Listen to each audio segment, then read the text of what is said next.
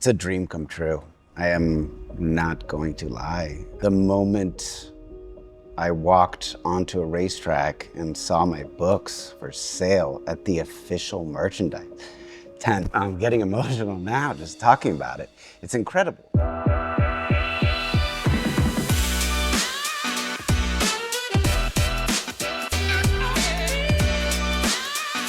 I'm joined with Andy Amendola, and we are here to talk about Red Racer books. Yeah. The start of this year, there was a press release that was done by IndyCar announcing this partnership. What did it feel like being there and seeing your book at the track? That was one of the most fulfilling moments of my life, probably. Excuse me, I'm getting emotional now. Yeah, it's incredible. There's so much history with IMS. Indianapolis Motor Speedway is just beloved by so many people, hundreds of years of history. I went there and my product was actually the product of the day.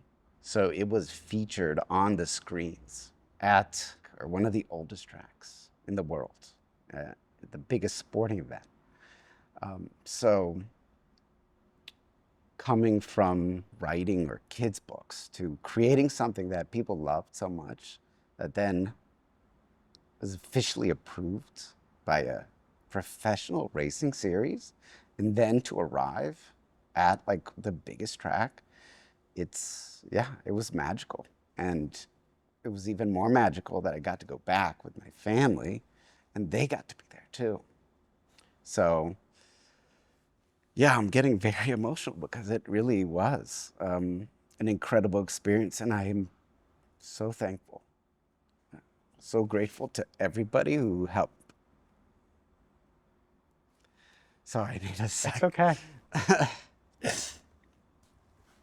Getting very emotional. And what's really great is that I got to bring a lot of people along with me on that journey. There were so many people who contributed to that book. Their names are there. I actually sent all of them a free copy of that book because it mattered so much that their input really made the book a lot better.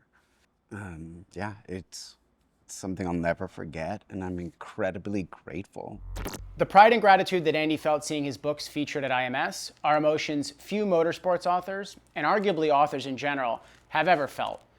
What makes that emotion even more special, though, is that in Andy's case, he'd only been a professional author for just 2 years.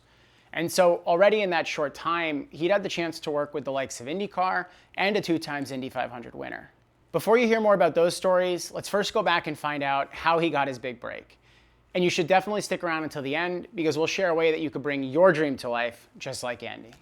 Why don't we start with, who are you? I am a father, a husband. I have 2 kids that are 8 and 9, and my career has been in marketing for the most part. In 2021, I set off on this journey to start writing kids' books about motorsports. And Red Racer Books has now evolved to being a micro publisher or a small press dedicated on children's books about motorsports. Was writing ever in this equation? Was it something you had done on the side as a hobby? Not in this format, no. I mean, I worked at various advertising agencies, and writing is just part of it. And I'm not a copywriter. I was a strategist and a planner. So basically, between writing pitch decks, presentations. So I did a lot of writing for work in that sense. And to be honest, I have trouble calling myself a writer, and I have trouble calling myself an author. I see myself as more of a creator. Because I don't want to limit myself to just thinking about the books as text only. Kids' books are more than just writing. Like, I don't think I could write a full adult novel with no pictures. I've always loved picture books, even as an adult, and engaging and reading them with my kids.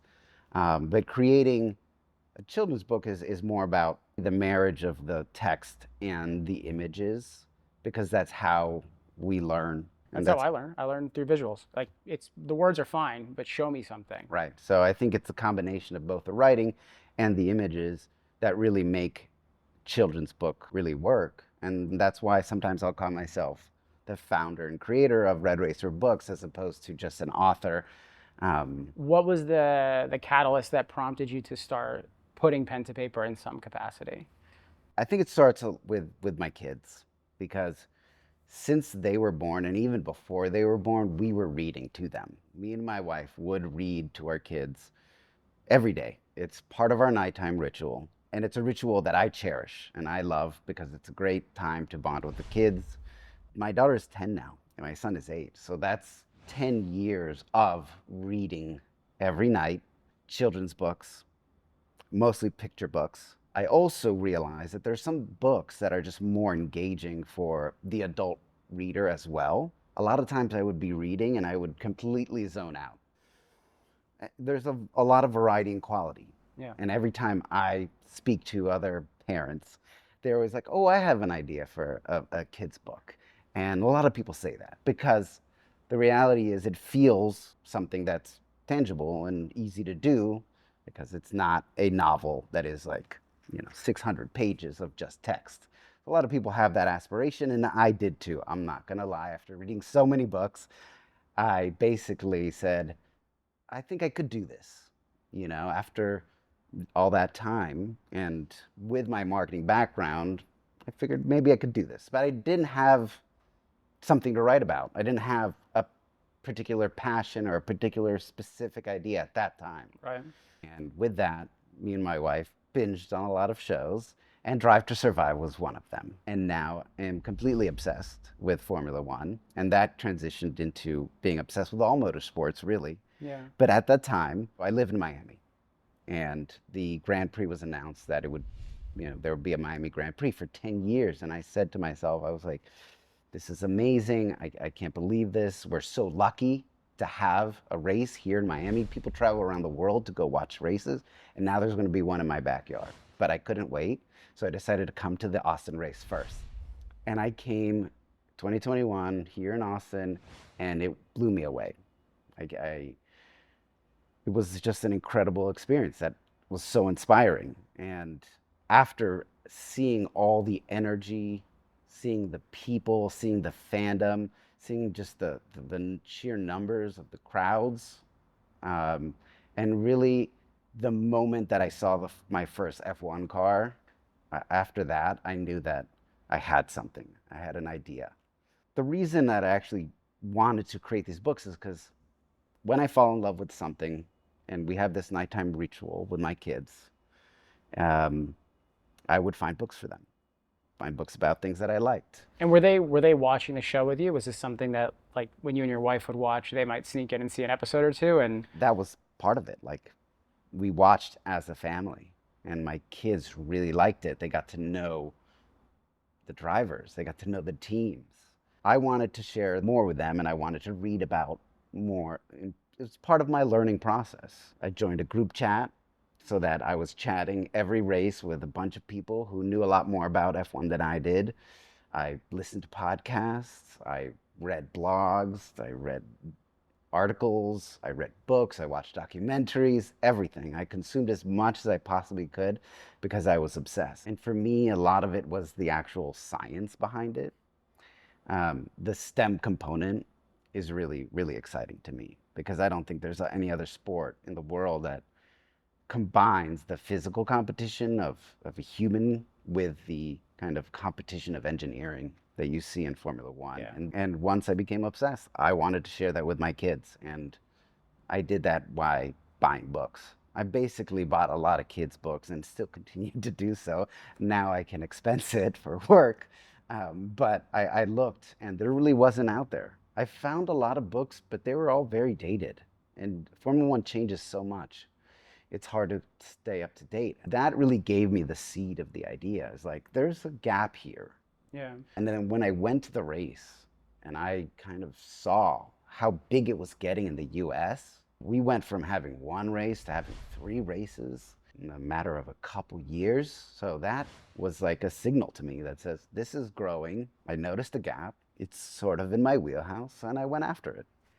there's this last bit of, like, what does it take to make you actually make that leap? And I know from the conversations you have had before that you've had this family business that's always been there. And it's been the same for me too. Like I always think back to myself with FanAmp of like, was that like my entrepreneurial motivation? And was it in my blood? And is it always there? I don't know, right? That feels a little bit romanticized. Yeah, I've always had a hunger to create something for myself, but I've always been very risk averse as a person. But at the end of the day, I think being cooped up in a house and the pandemic, it just kind of changed me. And I said, it's time to take that risk and take that leap, because who knows what could happen. I think it was heartening to see so many other creators in the space putting themselves out there. And it was inspiring to see other people try too. So you've taken this leap. You're an advertising guy, you're a branding guy. You probably started there. Yes, What, exactly. what is the brand meant to be? It's just started to build kind of a mood board. The red comes from Ferrari. Enzo has that famous quote, if you ask a child to draw a car, he or she will color it red. I wanted to have a look that was inspired by racing posters. I was very much obsessed with the vintage style Monaco Grand Prix racing posters of the old days. And that's basically how I got to it. And I started thinking of things that would work well in terms of characters. I looked back at the book that my kids really liked, and they loved alphabet books. There was one all about the ABCs of monsters that my son wanted to read it over and over and over and over again. Well, you got to learn about monsters. I didn't even know there were so many different types. I couldn't even tell you 26 things about monsters. Exactly. And then there was one about peculiar animals, those types of books my kids loved. And they also provided some kind of education. I set kind of a series of values that I wanted the books to incorporate, that I wanted the brand, the business to embody. And STEM education was a big piece of it. Another piece was gender parity and racial diversity. And because I have a daughter as well as a son, I wanted her to see herself in these sorts of books. I wanted her to see herself on the podium. When I fell in love with Formula One, it also was during that summer of Black Lives Matter. And Lewis Hamilton was a huge inspiration into my kind of obsession with Formula One. And I loved what he did on track and off track. And then when I created this, I wanted it to be crafted in a way that adults and their kids could enjoy. So I like to say that they're made for fans and their families. And they actually helped me write it. And that's really what started it. So then the last step in this is bringing it to life and getting it out to people. What was that last step like for you? And maybe some advice for other people who are about to go through that themselves. Yeah, for me, the way that I got my first book, and it was actually 2 books because I launched with the ABCs of Racing in English and in Spanish. But the way I got it out there was through Kickstarter. It's basically a great launch pad for creative projects. It's a lot of work. Don't get me wrong. It involves a lot of putting yourself out there. And I really pushed myself way outside my comfort zone. I'm not somebody who likes to be on camera, and I really don't like to ask for favors. I don't want to be asking people for help, but it's something that I learned is key. It's key to life. It's key to everything. There's no reason you shouldn't ask, and there's nothing wrong with asking. But basically what Kickstarter does is that you have a set amount of time and a budget that you have to hit to bring your project to life. And if you can't get to that number in that set amount of time, you get nothing. It's an all or nothing format. So it's incredibly challenging, and it didn't get much sleep during that month, but it's also very rewarding because then you do see people that are willing to give without knowing what the product looks like. So they're basically buying you and your beliefs and your ideas. Looking back at all of it, what was your biggest lesson that you took away from getting to this first book? I think the biggest lesson is just ask for help, and try not to do it alone. Speaking of asking for help, soon after his first books were published, Andy met some important people. people who were willing to open the door to the IndyCar team. That introduction turned into Andy's first licensing deal and a momentous achievement that's since become a catalyst for many more opportunities. What was it like to have a series like IndyCar want to work with you, especially so early into this journey? Yeah, I mean, it's a dream come true. I am not going to lie. The moment I walked onto a racetrack and saw my books for sale at the official merchandise tent, I'm getting emotional now just talking about it. It's incredible. And I have to say, I was very fortunate to meet people in the IndyCar community that helped get me in front of the right people. So thanks to Tata Calderon, who was a former IndyCar racer, an amazing driver, I got to meet her, and her sister Paula, who's her manager. They put me in touch with the folks at IndyCar. And I went to them with a draft, a manuscript of an ABCs of IndyCar. I had fallen in love with that series, and I said, would you like to partner?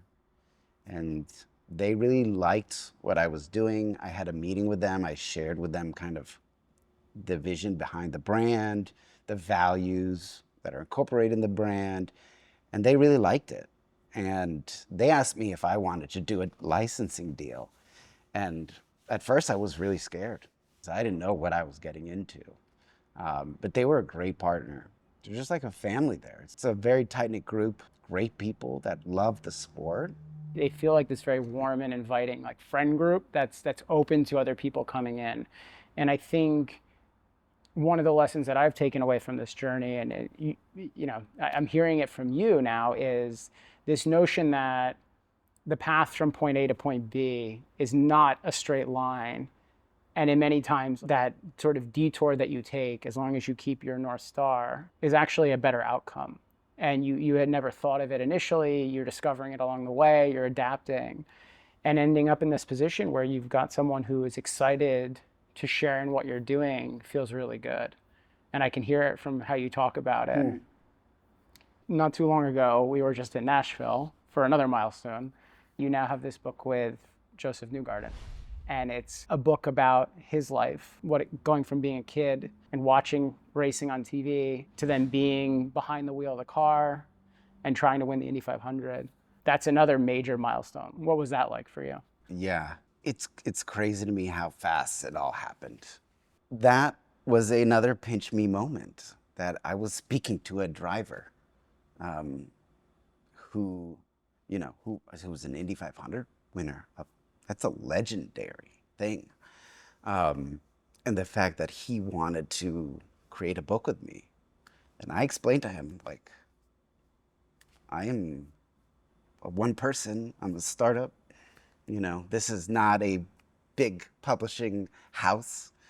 But I think that resonated, the fact that I was really passionate about it. So,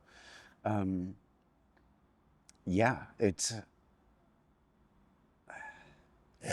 I don't know what to say. The opportunity itself was remarkable, and he has been an amazing partner, and his family too. His wife was very involved in the project too. So we basically all wrote it together. But it came out of a series of interviews that I just did with him. I wanted to understand his life, when he had this dream of winning the Indy 500, how he approached racing, how he went through all the challenges in life. We cover a lot of that in the book. There's so many things that maybe didn't go right. I think that's part of racing. You lose a lot more than you win. That's just a fact. But he never gave up, and he just kept going. Yeah, I'm at a loss for words because it's just such an incredible experience to work with someone like that and bring their story to life. And, it was a great experience because it was very collaborative. One of the things that I took away from the Josef book in particular, was that notion of him persevering, him going through a lot of bad moments or difficult moments, but keeping his head in it and always just getting back behind the wheel and going again. And I actually was thinking a lot about how that book reminded me of Disney movies, in the sense that there was the level for kids, and it was teaching them a bit about racing and the science and the math. but the level for the adults was the real human story of what he actually went through at a level that I don't know if kids would fully emotionally appreciate. Yeah. Like, sometimes life is just hard. It's shitty. It's Yeah. like there's these difficult moments and you have to pick yourself back up and keep going through it. I'm curious, how did you balance that? Because I think it came through really well. It was a new challenge for me to write this type of story and to work on this type of story with Joseph, because in a way it is nonfiction. Like, he lived all of that. But how do you write that, or how do you put that into context that a child can understand, and so that they could take something away from it? You know, it had to have a beginning, a middle, and an end. There had to be a reason why this dream existed. We had to show the actual challenges that he faced and convey them in a way that a kid could understand. And also, there's only so many times you try something until you give up. And we had to figure out a way to present it to the children and to readers that, A, there's something that's worth going after, and to really achieve success, you have to have that mentality that you never give up. You really have to dedicate every living moment to that dream. And then, you know, there was like a lot of real moments where, you know, he almost did give up. And it's something that I think a lot of race car drivers go through, because there can only be one winner, you know. And with the Indy 500 specifically, they don't have a podium for multiple winners. It is just win or lose. That's it.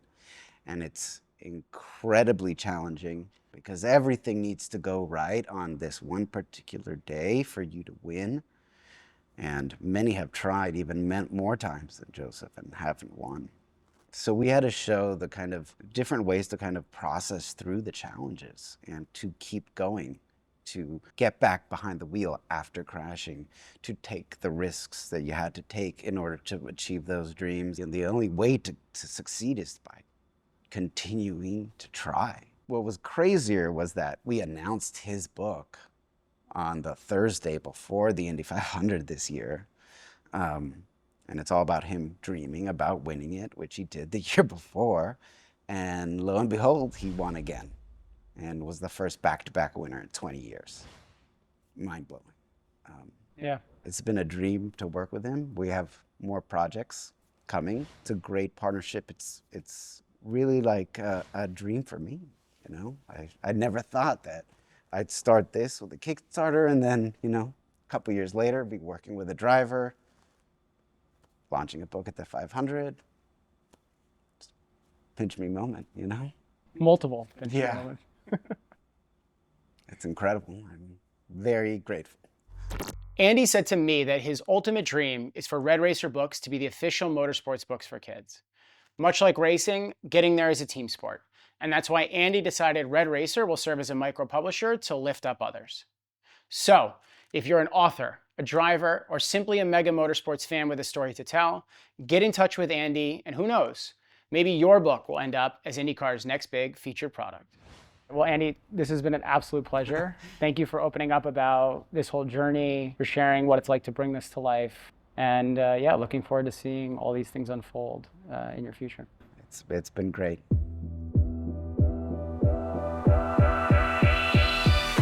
Hi, thanks so much for watching. If you're new here, don't forget to subscribe so you don't miss out on any of our future Insider episodes. We have tons of exciting guests lined up. Let us know who you'd like us to chat with in the comments down below. And if you enjoyed the video, please give it a like. Thanks, and we'll see you in the next one.